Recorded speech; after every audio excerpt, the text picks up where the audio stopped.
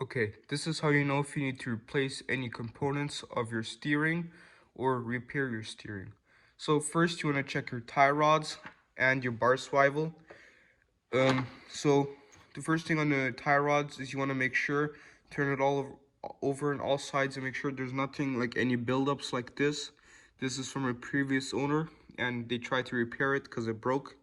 And you're not supposed to do this. You're supposed to buy a new one because it can snap anytime. And you want to turn it over on all sides and make sure that there's no cracks like this. If you have cracks like this, you should probably fix it pretty soon because it can break even more and then you'll be stranded somewhere with no steering. And second, or I mean third, you gotta make sure there's no cracks coming along your bar swivel like this. As you can see, this one snapped right in half.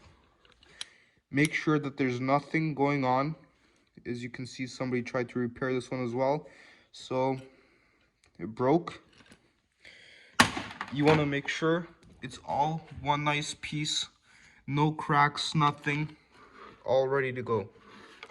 Always inspect your tie rods. Make sure it's all good. And when you're finished inspecting, you always want to make sure your tie rods, they're the same length as the old ones. If that's not the case, your steering will be going left and right and you will lose control of your snowmobile. If your tie rods are all okay, they have no cracks like this one right here, but you do notice that your ball joints on the tie rods are too loose. As you can see, this one's a bit more stiff and this one's like way too loose. All you gotta do is take a 14 millimeter um, wrench and unscrew it, and it should easily come out like this, as I took it out already from this one. Take it out easily and then you can take out your old ball joint and put it into the new one. It should save you some time by adjusting it when putting it back so you don't lose, so you have proper steering. Make sure before installing, just spray some WD-40 on all the ball joints. There's 4 of them, 1 and 2 on each side, just to make sure that they're all lubricated and you won't have any problems steering later. You can either do it before or after the installation, but it doesn't really matter, but it's a key factor when repairing your steering. So what happened with this mobile was, this is the new steering components, and this is the old one. It snapped right here. One of its weak points where one of the bolts is. This is the bolt that where the bolt goes from the main tube, uh, which connects to your steering. But it snapped right here. So what we're gonna have to do here is, so here's the main tube back here. This is the steering, and it feeds down from the main tube all the way down here to another, as you can say, tie rod, and the tie rod um, connects to this piece, which controls your whole steering, the bar swivel, all the tie rods that come out through the boots and connect to your skis, which then turn your ski. As you can see, it turns the ski after. So with this fix, we're gonna have to take off this bolt because all the washers, nuts are still on here because the bar snapped right in half. So that's probably what we're gonna have to do first to make sure this bar swivel and tie rods fit. Okay, so we got this bolt out and we can see that we got still all the components on here, which is pretty good. But since we got the new parts here, we won't be needing this. We will just need the bolt and the nut because we already have the spacer here, as you can see, which would be this thing right here. So all we would need to, we can just put this aside and take out the bolt and nut and put this back in place. So the easiest way to put back your tie rods and everything through the boots would be to unscrew these bolts right here and feed the tie rods and the bar swivel in individually. Because when you have them all together, it makes it really hard for you to feed it through because all the bolts are in the way. So just take one of the bolts off carefully, not to lose anything, because they sometimes have washers, as you can see right here.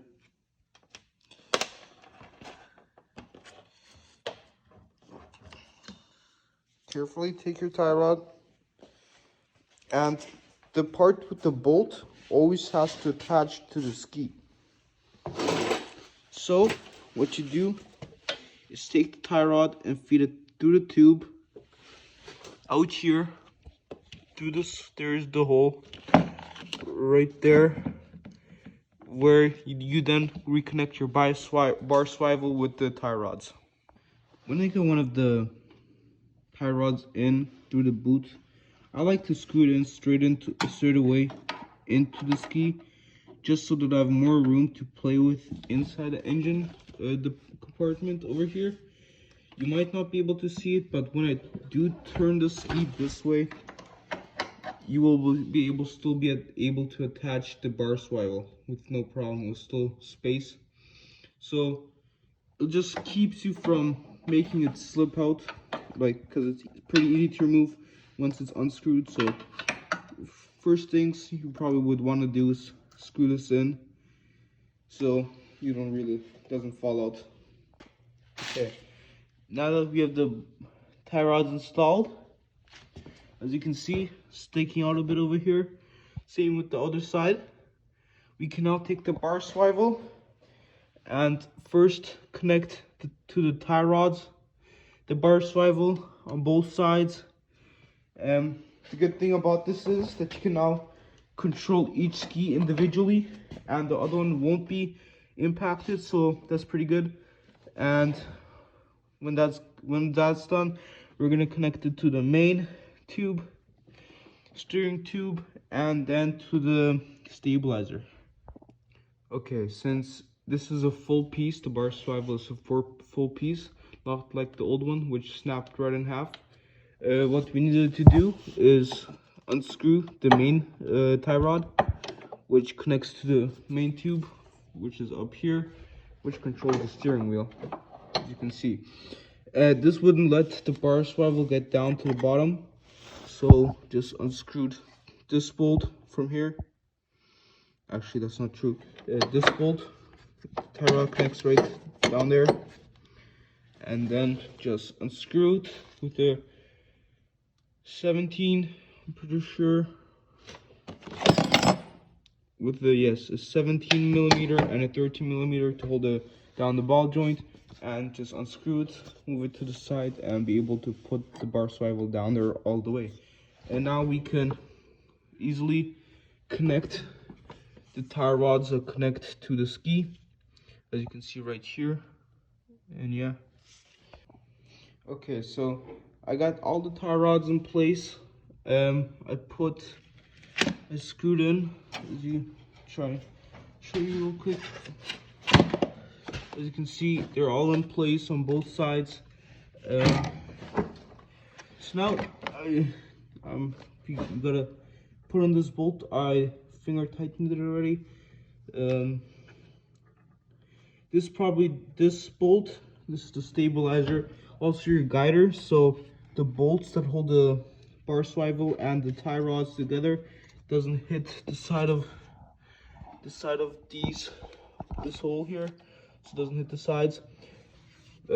These would probably be the hardest bolts to tighten all this part, because you gotta be able to go underneath the bar swivel and hold the nut there so it tightens. But with some time and some patience, it's pretty easy after one point. And with this, as you can see, that if you move one ski already, the other one moves as well. So that's a good sign that everything's going all correctly. You can see. Yeah. So last few steps is to tighten those bolts like I said, and then you can fully test if your steering completely works. Okay, after some screwing around, trying to put these two bolts back, they're all back. And since they're all back now, we can now finally test if the steering works. As you can see, both skis are working now, which is pretty good. Now, all we would want to do is take some of these joints and use some more lubricant.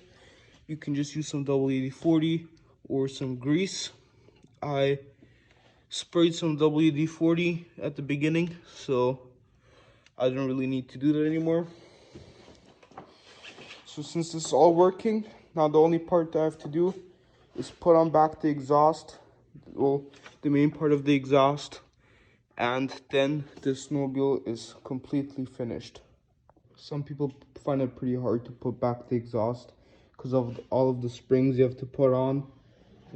There's a few of them that you have to put on, like, to make sure that the exhaust doesn't have any leaks. But the easiest way is to just grab the spring like this, take it to where it's supposed to hook, and just pull it. It's pretty hard to do with one hand, but it's pretty easy when you just can do it with two. Okay, so now, as you see, the exhaust is back on, and the steering works all nicely.